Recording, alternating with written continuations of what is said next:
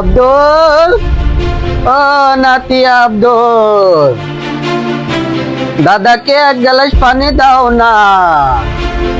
আব্দুল, দাদার খুব পানির পিপাসা পেয়েছে।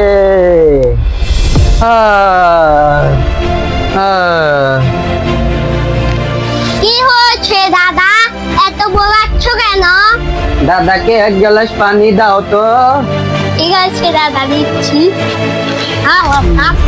শালা দুবার জন্য বাঁচতাম পানি না। শুধু পানি পানি পানি শালা। পানি পানি